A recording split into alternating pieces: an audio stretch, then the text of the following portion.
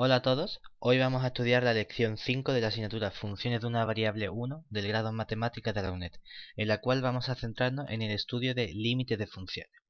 Lo primero que vamos a hacer para ello va a ser definir el marco de trabajo del resto de la lección. Y para ello, dado A, un conjunto contenido en R no vacío, vamos a considerar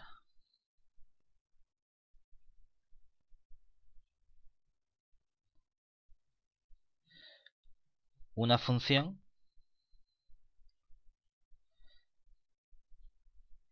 f que va del conjunto A en R. Además,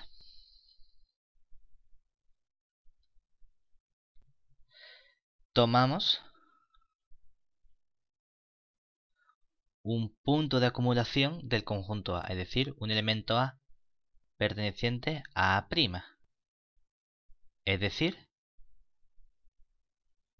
punto de acumulación, recordamos de la lección anterior que lo que significaba es que era un punto A de la recta real ampliada, tal que para todo entorno reducido del punto, y recordemos que un entorno reducido era un entorno al cual le quitamos el propio punto A, se tiene que la intersección de A con dicho entorno reducido es distinta del vacío. Es decir, un punto de acumulación es un punto en el cual podemos encontrar otros puntos aparte del propio punto A que cortan el conjunto A. Y también tomamos un elemento L mayúscula perteneciente a la recta real ampliada. Es decir, la recta real ampliada era la recta real R y podíamos añadirle el menos infinito y el más infinito. Muy bien, pues con este marco de trabajo vamos a definir el concepto de límite. Tenemos así la primera definición. Decimos que f tiene límite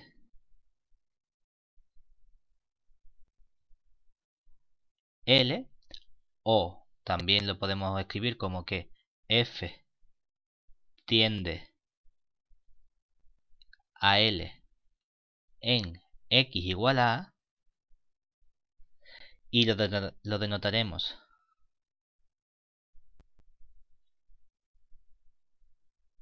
mediante la siguiente expresión.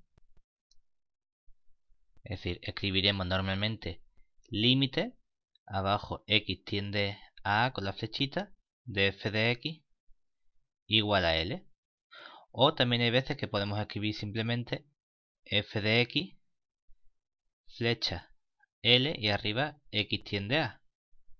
¿Vale? Pues diremos que f tiene límite L o que f tiende a L en el punto A si para todo entorno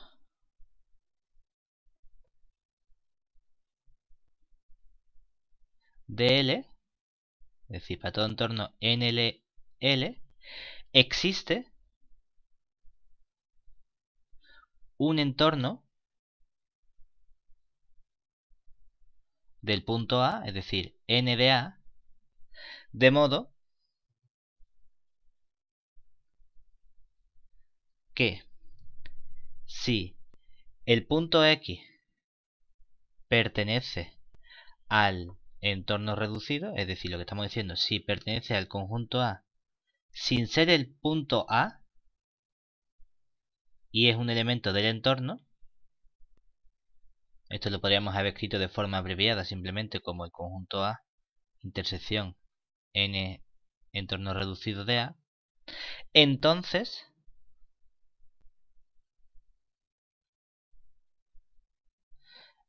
el límite L pertenece, bueno, el elemento, de modo que Entonces lo que ocurre es que el elemento f de x, la imagen, está en un entorno de nuestro límite L. Observemos que en esta definición hay una cosa importante y es precisamente que x es un elemento distinto de a. Es decir, cuando estudiamos los límites, x se va a acercar todo lo que nosotros queramos al elemento a través de este entorno, pero sin llegar a valer nunca el elemento a justamente. Entonces nosotros hemos visto precisamente que trabajamos con un cierto tipo de entorno en el mundo o en la recta real R. Por lo tanto vamos a reescribir esta definición de una forma que nos interesa más y que es más habitual. Entonces, cuando trabajamos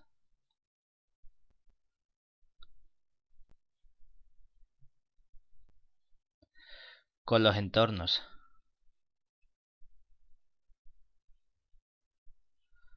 habituales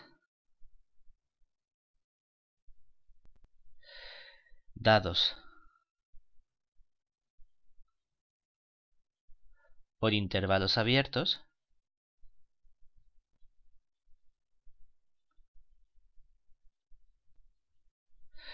la definición anterior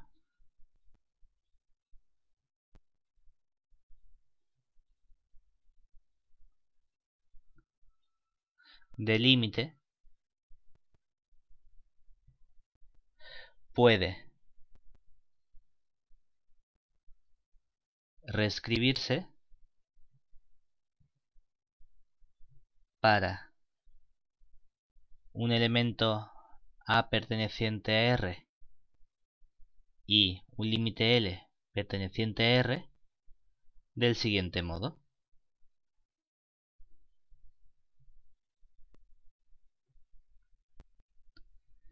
Con lo que estamos habituados a conocer como la definición epsilon delta, es decir, el límite cuando x tiende a de f de x es igual a L si y solo si tenemos que para todo epsilon mayor que 0 existe un elemento delta mayor que 0 tal que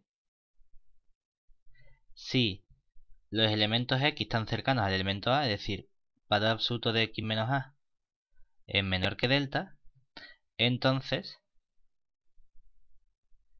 las imágenes de f de x están cercanos al límite L, es decir, f de x menos L es menor que epsilon. La diferencia con la anterior es que aquí hemos dicho primero que el elemento a está en R y L está en R, pero no tienen por qué estar en R ampliado. Claro, pero también puede extenderse la definición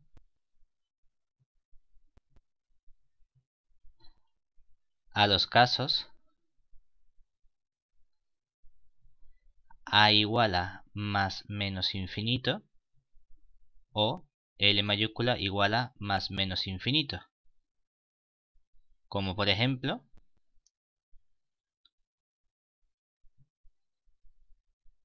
podríamos escribir todas las definiciones, pero vamos a escribir algunas. Podemos decir, bueno, ¿qué significa que el límite cuando x tiende a más infinito de f de x sea igual un L fijo? Lo que significa es que para todo epsilon mayor que 0 existe un elemento m mayúscula mayor que 0 tal que si el elemento x o valor absoluto de x es más grande que ese m mayúscula, entonces valor absoluto de f de x menos L es menor que epsilon. Eso es lo que significaría cuando ponemos el infinito en el punto al que nos acercamos.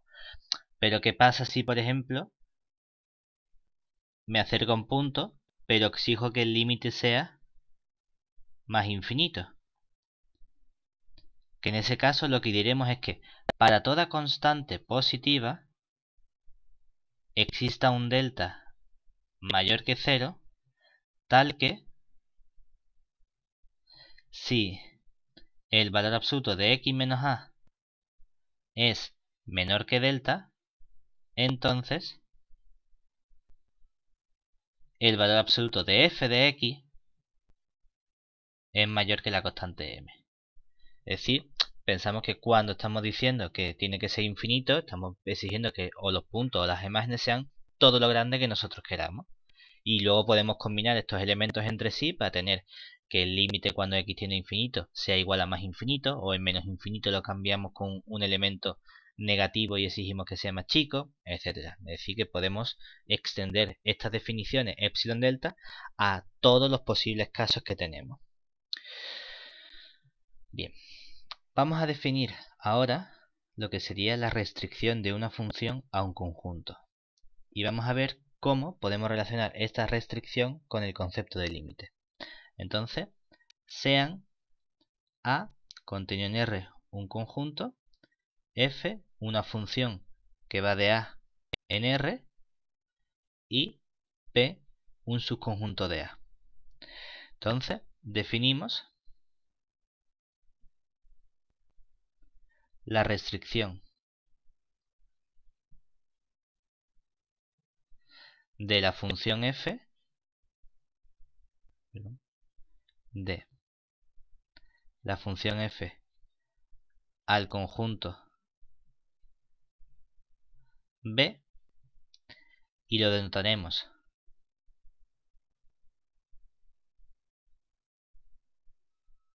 mediante la función f barra vertical como su índice y aquí el B, que va del conjunto B en R, como la función f restringido a B en un elemento X es simplemente la f de X. Lo único que solo puedo coger los elementos X del conjunto B. Ya no los puedo coger de todo el dominio A, sino que lo cojo de un subconjunto. Entonces, en relación a los límites tenemos la siguiente definición. Y es que sean A contenido en R, f una función que va del conjunto A en R y B un subconjunto de A. Entonces, dado un elemento A perteneciente no va a ser un punto de acumulación de A, sino un punto de acumulación de B, ¿de acuerdo? Definimos, bueno, y un límite L perteneciente a R completo, decimos que L es el límite de f relativo a B y lo escribiremos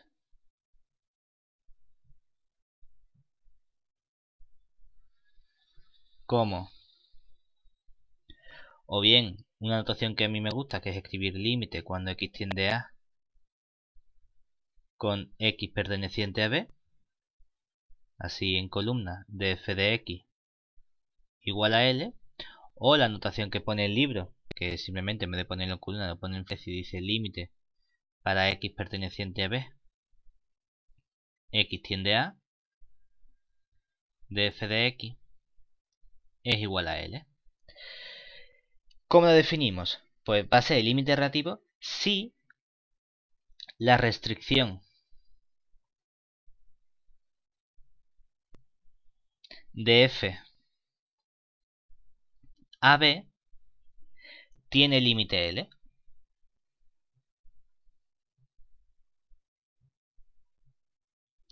Es decir, si se tiene que el límite cuando x tiende a de f restringido a B de x coincide con L, ¿de acuerdo? Es decir, estudiar precisamente el límite de la restricción es lo que llamamos el límite de f relativo al conjunto. ¿Y cómo se relaciona esto con lo anterior?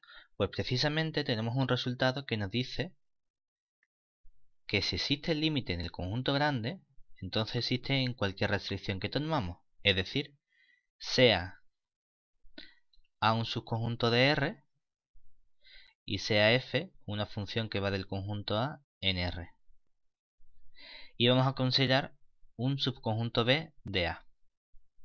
Entonces, dados un punto de acumulación A del conjunto B, es decir, A perteneciente a B', y un elemento L perteneciente a la completitud de R, es decir, mi candidato al límite, si el límite cuando x tiende a A de f de x es igual a L, entonces el límite restringido del conjunto B, es decir, el límite cuando x tiende a A para x perteneciente a B de f de x también es igual a L. Es decir, que en caso de que exista el límite en el conjunto total, también va a existir en un subconjunto suyo. ¿Y qué interés va a tener esto? Pues el interés que va a tener es que vamos a estudiar un tipo de límites muy específico, cuando precisamente consideramos los conjuntos B de una forma en especial. Y esos límites van a ser lo que vamos a llamar los límites laterales.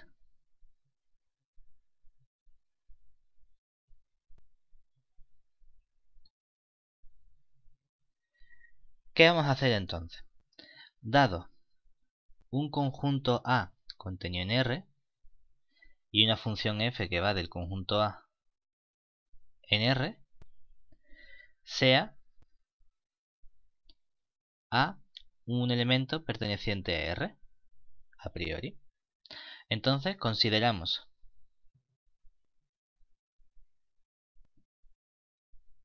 los conjuntos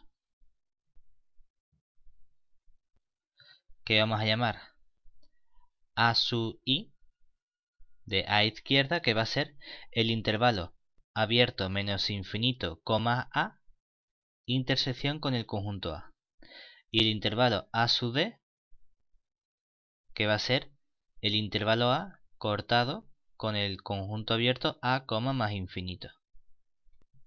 Entonces, si A es un punto de acumulación tanto del conjunto A sub I como del conjunto A sub D, es decir, si A pertenece a la acumulación de A sub I y también pertenece a la acumulación de A sub D, entonces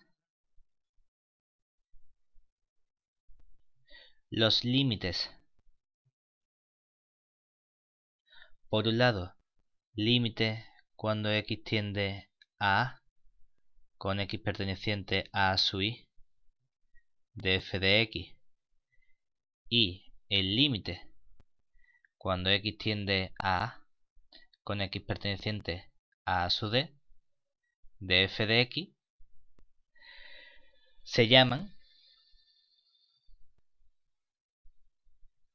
los límites laterales por la izquierda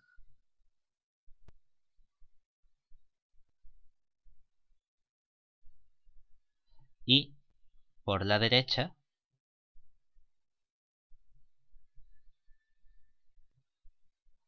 respectivamente.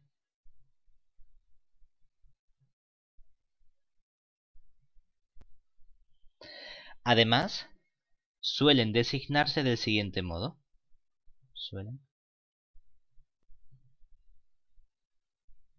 Suelen denotarse, designarse del siguiente modo. Hay veces que hay gente que escribe f a y le pone un superíndice más un exponente. Es lo mismo que muchas veces vamos a encontrar escrito como simplemente límite cuando x tiende a más de f de x. Esto es la notación, la misma notación para designar simplemente a este límite, que es el límite cuando x tiende a por la derecha, es decir, en el conjunto A sub D de f de x. Y hay veces que vamos a encontrar f de a menos, o escrito como el límite cuando x tiende a menos de f de x. Son distintas notaciones para designar a este límite restringido, que sería el límite cuando x tiende a, pero en este conjunto a por la izquierda de f de x. ¿Y qué tienen que ver estos límites laterales con los límites que nosotros estamos estudiando? Pues precisamente una cosa muy importante, y es que nos van a permitir caracterizar la existencia de límites del siguiente modo. Por un lado, tenemos que sean A un subconjunto de R, que normalmente va a ser el dominio de mi función. F, una opción que va del conjunto A en el conjunto R. Y sea A minúscula un punto de acumulación tanto del conjunto A sub I como del conjunto A sub D, es decir, punto de acumulación del I y también punto de acumulación del D, que lo escribíamos con esta prima que era el conjunto derivado. Entonces, para un elemento L perteneciente a la completitud de R, ¿qué se tiene? Pues resulta que el límite cuando x tiende a de f de x es igual a L si y solo si el límite cuando x tiende a por la derecha de f de x coincide con el límite cuando x tiende a por la izquierda de f de x y vale precisamente L. Es decir, que para estudiar el límite en un punto me basta estudiar los dos límites laterales y ver que coinciden con ese candidato al límite. Pero también podemos estudiar a través de otros conjuntos. Precisamente podemos caracterizar el límite a través de sucesiones. ¿De qué modo? Del siguiente modo. Ahí tenemos esta proposición que nos dice sean A un subconjunto de R, f una función que va de A en R. A un elemento del conjunto A', es decir, un punto de acumulación. Por lo tanto, dado L perteneciente a la completitud de R, se tiene que el límite cuando x tiende a de f de x es igual a L si y solo si para cualquier sucesión que yo coja x sub n del conjunto A, siempre y cuando que ningún elemento de la sucesión coincida con el punto A, precisamente porque la definición del límite, el elemento x, no podía ser el punto A, de modo que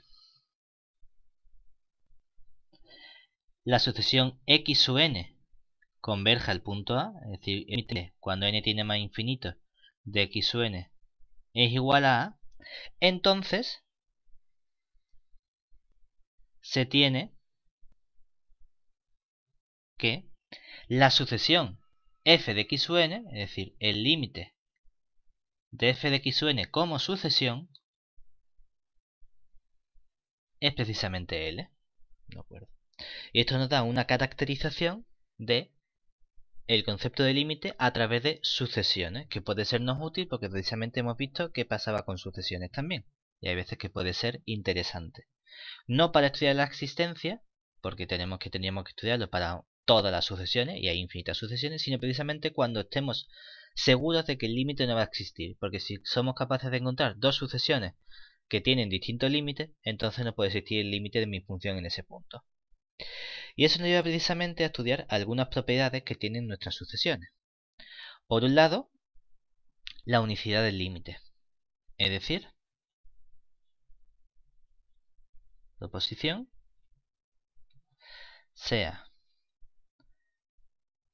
A un subconjunto de R, f una función que va de A en R y A perteneciente a A', es decir, a un punto de acumulación.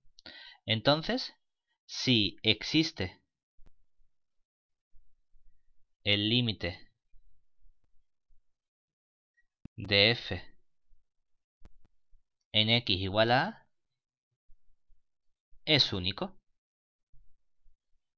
Es decir, no puede ser que haya dos límites distintos. Por otro lado, lo que ocurra en el límite nos va a dar información sobre el comportamiento que tiene la función cerca del límite. ¿En qué sentido? En el siguiente.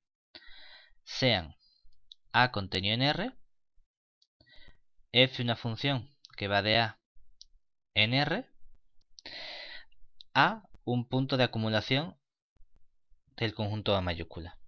Entonces, dado L perteneciente a R, ampliado tal que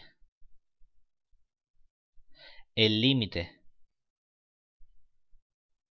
cuando x tiende a de f de x es igual a L, y este elemento L es menor que un cierto elemento K perteneciente a R, entonces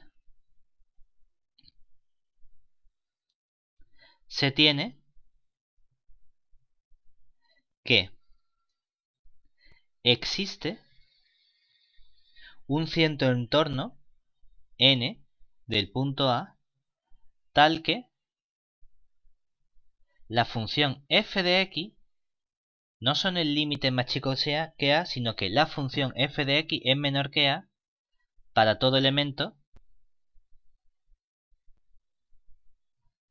x perteneciente a dicho entorno n de A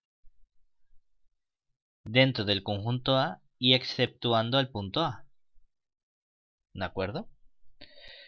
Lo mismo ocurre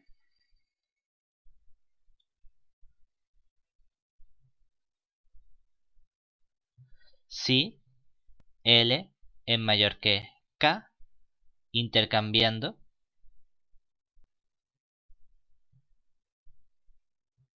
las desigualdades que intervienen. Es decir, que si yo tuviese que el límite es L y es mayor que un cierto número K, entonces va a existir un entorno en el que la función va a ser mayor que ese K. Es decir, no solo va a ocurrir para el límite, sino también para un cierto entorno. Esto nos permite precisamente relacionar los límites de varias funciones. Para ello, tenemos los siguientes dos resultados que nos dicen, por un lado, primero, sean A un subconjunto de R y sean f y g dos funciones que van del conjunto A en el conjunto R, tales que f de x es menor o igual que g de x para todo x perteneciente a. Entonces,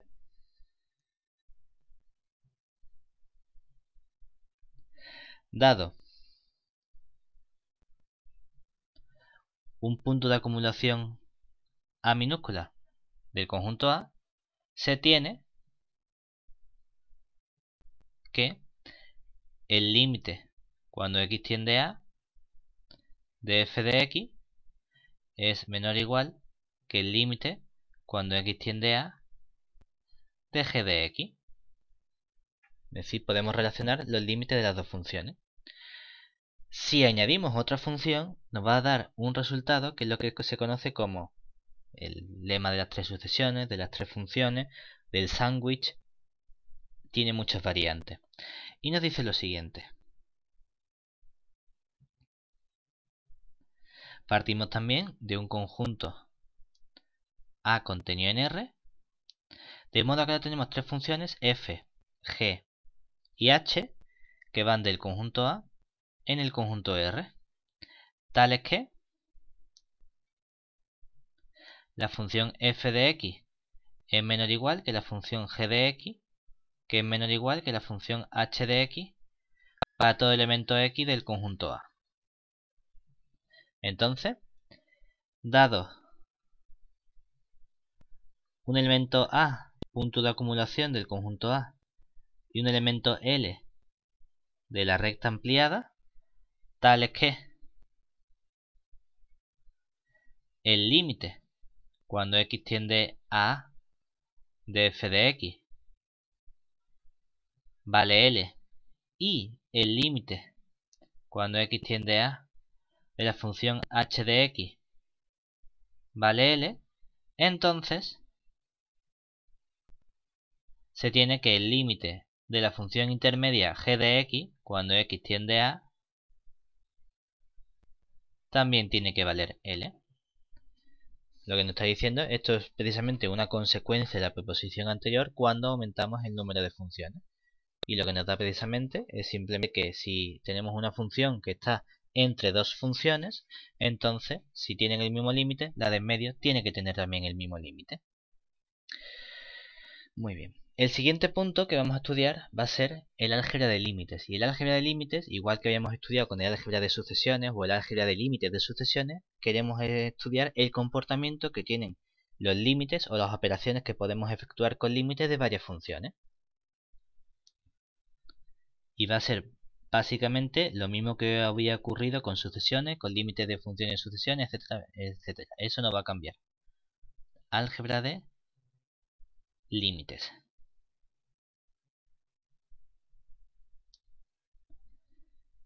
Álgebra tiene un porqué se llama álgebra, que lo veremos a lo mejor en curso siguiente, y es porque un álgebra es un elemento matemático que verifica unas ciertas propiedades. Y precisamente los límites verifican esas propiedades, por eso estamos acostumbrados a llamarlo álgebra de límites. Pero de momento simplemente tenemos el nombre.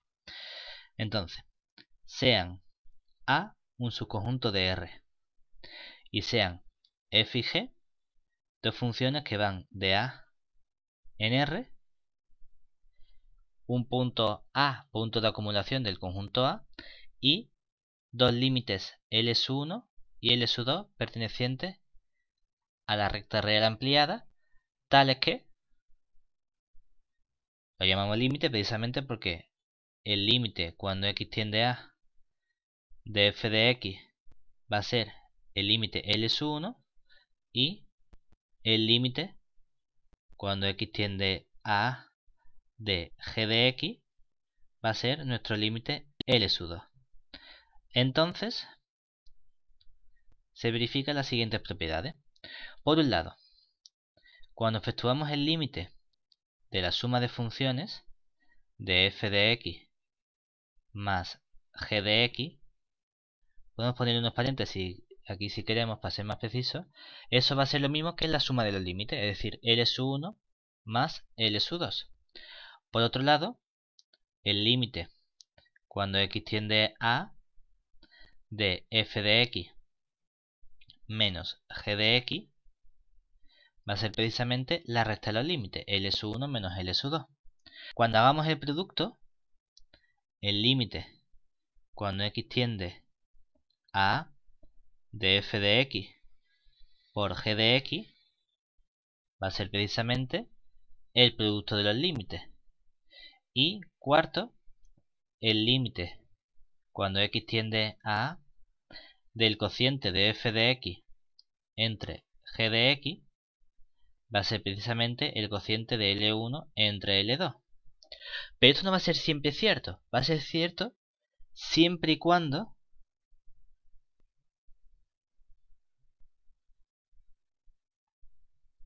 las operaciones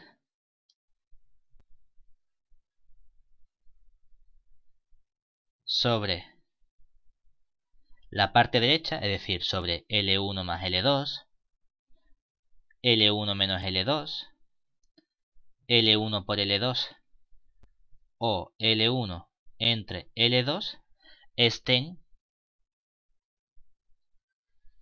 bien definidas.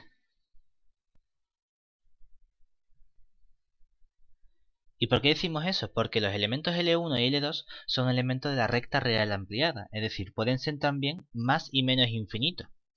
Y si por ejemplo LS1 vale más infinito y LS2 vale menos infinito, la operación más infinito menos infinito no está definida, no sabemos cuánto vale.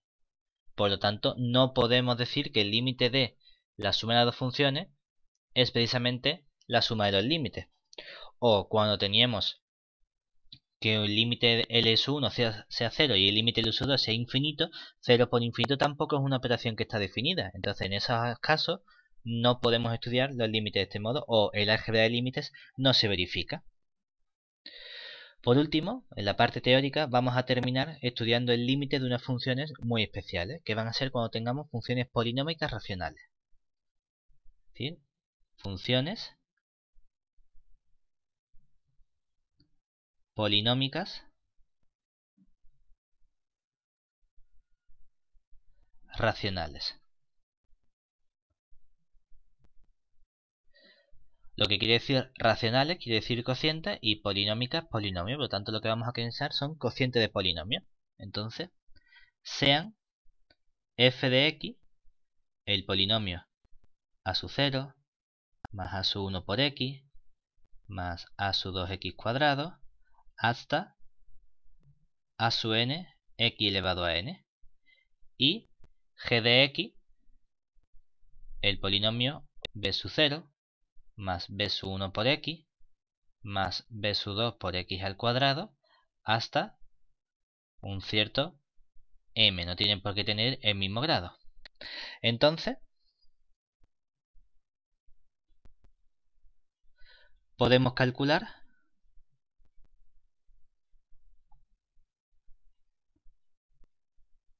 los siguientes límites. Por un lado, puedo estudiar cuánto vale el límite cuando x tiende a más infinito de f de x entre g de x, que sería el límite. Quien dice más infinito dice menos infinito, va a ser lo mismo, el mismo proceso.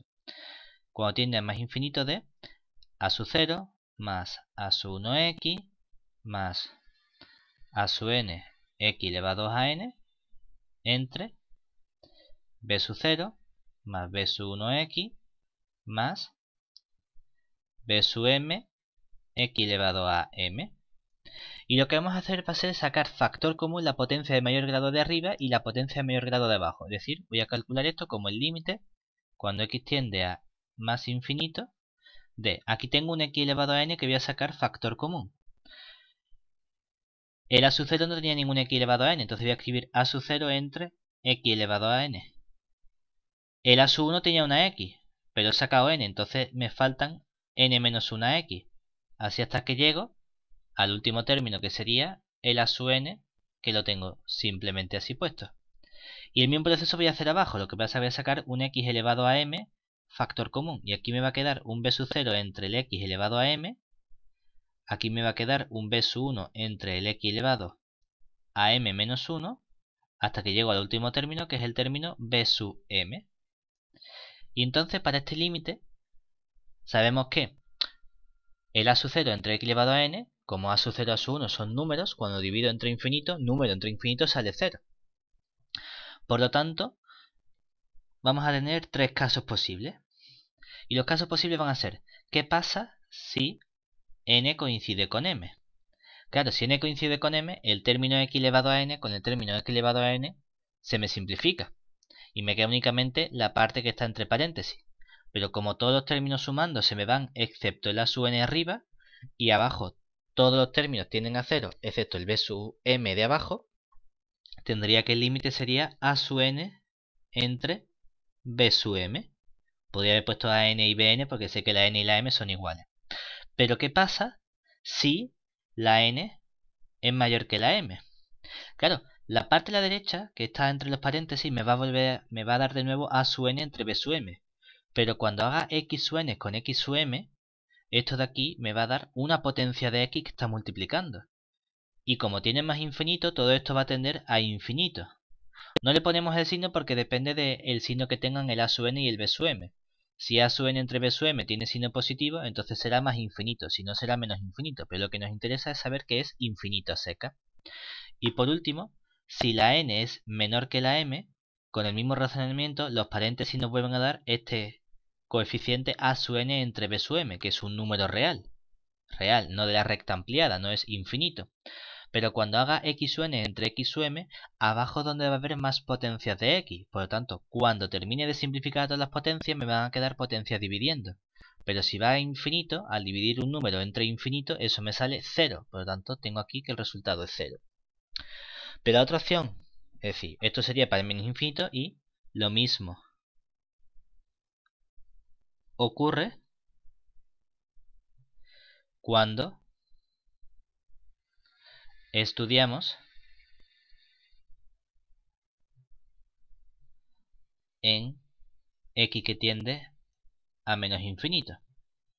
Pero hay otro límite que nos interesa con las funciones polinómicas racionales, y es precisamente cuando en lugar de estudiarlo en infinito, lo estudiamos en un cierto punto. Pero para eso tenemos que hacer un paso previo, es decir, si ahora queremos estudiar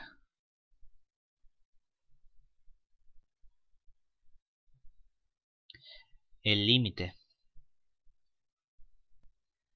en x igual a a, donde a no es un punto cualquiera, sino que se cumple que f de a vale 0 y g de a vale 0, claro que en ese caso nos queda 0 entre 0, que es una operación que no está definida, debemos hacer un paso extra. Primero debemos factorizar los polinomios del siguiente modo. Queremos factorizar el polinomio f de x como x menos a elevado a un cierto exponente r, depende de cuántas veces pueda sacarlo factor común, por un polinomio p de x, donde se cumple que el polinomio p de x ya en el punto a no se anula. Y quiero factorizar g de x como un polinomio x menos a elevado a s por otro polinomio q de x, donde se cumple que el polinomio q de x, en el punto a tampoco se anula, es decir, q de a es distinto de 0. En ese caso, obtenemos que el límite cuando x tiende a del cociente de polinomio f de x entre g de x va a ser muy parecido, pero razonando sobre los r y los s. Es decir, ¿qué pasa si r es igual a s? Que entonces el término x menos a elevado a r con x menos a elevado a s se me simplifica y me queda p de a y q de a, que son los dos distintos de 0. Entonces me queda un número que sería el número p de a entre q de a. Pero ¿qué pasa si arriba tengo más términos de x menos a? Claro que me va a quedar el p de a, q de a, que es un número multiplicado por x menos a elevado a una cierta potencia. Pero cuando sustituyo en x igual a menos a es 0, por lo tanto aquí me queda 0. Y por último, si la r es menor que s, mismo razonamiento, solo que ahora el x menos a va a tener potencias abajo dividiendo. Y al tender x a, x menos a tiende a 0, y entonces número entre 0 me va a quedar infinito, donde el signo dependerá de si p de a y q de a son positivos o negativos. Para terminar, vamos a resolver dos ejercicios de las convocatorias de exámenes de la asignatura. Por un lado, tenemos este primer ejercicio que nos piden calcular este límite. Claro, este límite no es uno de los límites anteriores que hemos estudiado, pero cuando tenemos límites con raíces, vamos a ver qué podemos hacer. Por un lado, si nosotros sustituyésemos en infinito, aquí me quedaría que la x sería infinito, aquí me quedaría infinito menos infinito. No sabía estudiarlo, pero como tengo un x cuadrado, sé que ese infinito va a ganar, por lo tanto me quedaría infinito menos infinito. Es una operación que no sabemos. El problema que tengo es esta raíz que a mí me está estorbando. Entonces, el truco o idea es tratar de eliminar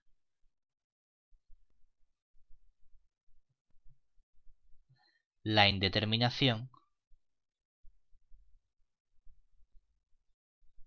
que nos genera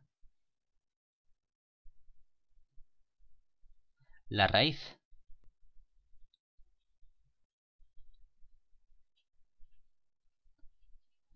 Y para eso yo tendría que eliminar esta raíz cuadrada. Claro, podría tratar de elevar al cuadrado, pero eso no me sirve. Pero si me doy cuenta, tengo una operación que es algo menos algo. Y hay una identidad notable que me dice si tengo a menos b y lo multiplico por a más b, eso es la diferencia de los cuadrados. De ese modo conseguiría eliminar esta raíz cuadrada que tengo aquí, que es lo que normalmente llamamos, no correctamente, multiplicar por el conjugado, pero bueno, se le asigna ese nombre, aunque lo que tenemos que hacer es multiplicar por el mismo elemento pero cambiado de signo. Es decir, para calcular el límite de x menos la raíz de x al cuadrado menos 3x, lo que vamos a hacer es multiplicar arriba y abajo. Es decir, voy a tener el x menos la raíz de x al cuadrado menos 3x. Voy a multiplicar por x al cuadrado más la raíz de x cuadrado menos 3x. Pero si multiplico por esa cantidad, para que sea una igualdad, tengo que dividir también entre esa cantidad. Más la raíz de x cuadrado menos 3x. Muy bien. De este modo, ¿qué hemos conseguido? Lo primero que hemos conseguido es que en un primer paso esta raíz desaparece. ¿Por qué? Porque así vamos a tener el límite cuando x tiende a más infinito de el cuadrado del primero, que sería x al cuadrado, menos el cuadrado del segundo. Y si tengo el cuadrado de la raíz, es decir, si hago la raíz cuadrada de x cuadrado menos 3x, y a todo eso le hago el cuadrado, se me va la raíz con el cuadrado. Todo esto estaba aquí dividido entre x, entre x al cuadrado, que he puesto ahí el x cuadrado, entre x más la raíz de x cuadrado menos 3x. Y de este modo conseguimos que esto sea el límite, cuando x tiende a más infinito, de x al cuadrado menos x al cuadrado menos 3x. Todo eso entre x más la raíz de x al cuadrado menos 3x. Claro, de este modo, este término x al cuadrado con este x al cuadrado se me simplifica y me va a quedar el límite, cuando x tiende a más infinito, de menos con menos 3x entre x más raíz de x al cuadrado menos 3x. Inicialmente habíamos dicho que teníamos una indeterminación del tipo más infinito menos infinito, que no sabíamos resolver. Ahora resulta que hemos llegado a una indeterminación del tipo más infinito entre más infinito, que a priori tampoco sabemos resolver. Entonces uno podría pensar, bueno, ¿de qué me sirve hacer todo este cambio si al final llego a una cosa que tampoco sé resolver? Por una cosa muy sencilla. Cuando tenemos cociente, lo que nos interesa es buscar cuál es la potencia de mayor grado que tengo arriba y la potencia de mayor grado que tengo abajo. Y eso es lo que vamos a hacer, como si fuese cociente de funciones racionales. Es decir, arriba solo tengo un 3x, entonces voy a sacar el x factor común. Es decir, voy a tener aquí una x que multiplica a un 3. Pero abajo, si me fijo, tengo una x que puedo sacar de aquí. Pero de aquí dentro tengo un x cuadrado. Si saco ese x cuadrado factor común, es decir, si yo por un lado saco el x cuadrado factor común de la raíz, bueno, vamos a ponerlo bien. Si tengo el x al cuadrado, que lo saco factor común de 1 menos 3 entre x, y a todo eso le hago la raíz. Como estoy cuando la x tiene más infinito, esto me va a quedar la raíz del x cuadrado, que sería la x, y aquí la raíz de 1 menos 3 entre x. Pero entonces este x de aquí con este de aquí lo puedo sacar factor común, que multiplicaría a 1 más la raíz de 1 menos 3 entre x. De este modo consigo que esta x se me elimina con esta y me queda el límite, cuando x tiende a más infinito, de 3 entre 1 más la raíz de 1 menos 3 partido por x. Pero el 3 partido por x tiende a 0. Luego todo esto me queda 3 entre 1 más la raíz de 1 menos 0. Que sería 1 menos 0 es 1, la raíz de 1 es 1, y me queda entonces 1 más 1, 2.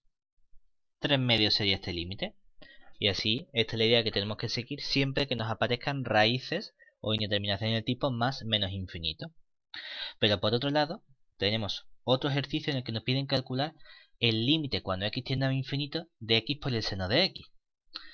Claro, aquí ¿qué podemos usar? El x tiende a infinito, ¿vale? Y el seno de x el seno de x no tiende a nada, porque el seno de x está subiendo y bajando, subiendo y bajando, subiendo y bajando constantemente.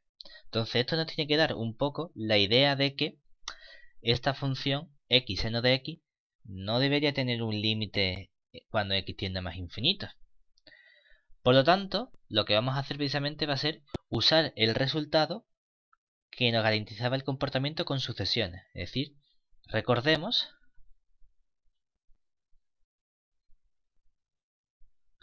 que el límite cuando x tiende, en este caso lo vamos a especificar para infinito, de x por el seno de x va a ser igual a L si y solo si para toda sucesión x sub n que yo coja de 0 más infinito, porque es cuando x menos infinito, por ejemplo, o de r, nos da exactamente igual, se cumple, bueno, de modo que la sucesión x sub n tienda a más infinito, se tiene que f de x sub n tiende al límite L. Entonces vamos a fijarnos en unas sucesiones, porque sabemos el comportamiento del seno en ciertos elementos, ¿verdad? Entonces, vamos a considerar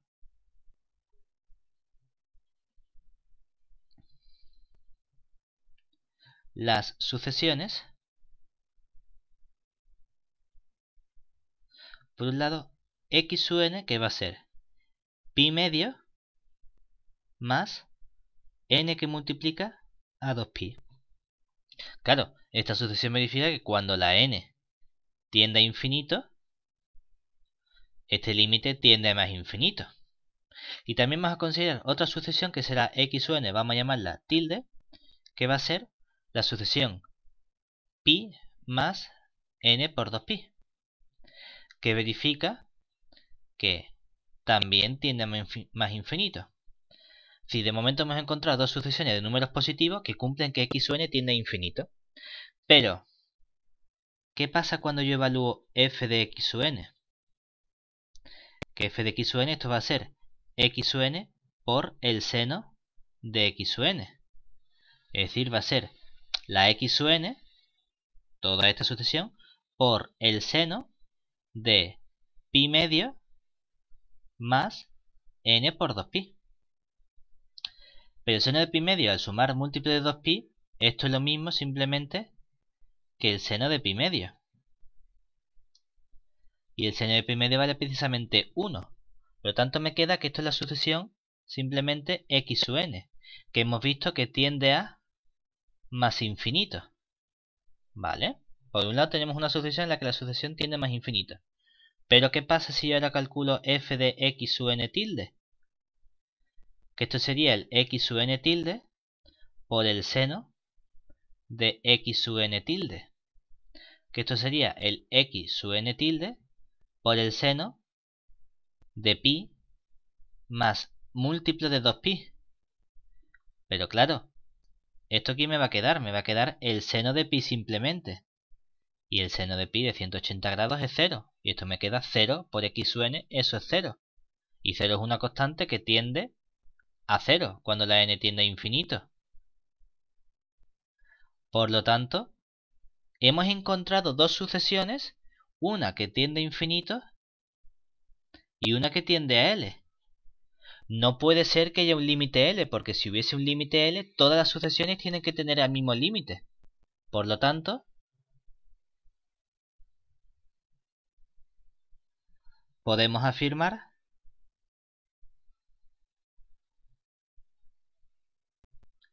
que no existe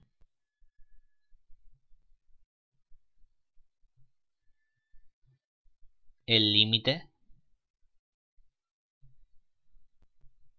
cuando x tiende a más infinito de x por el seno de x. Y con esto finalizamos la lección 5.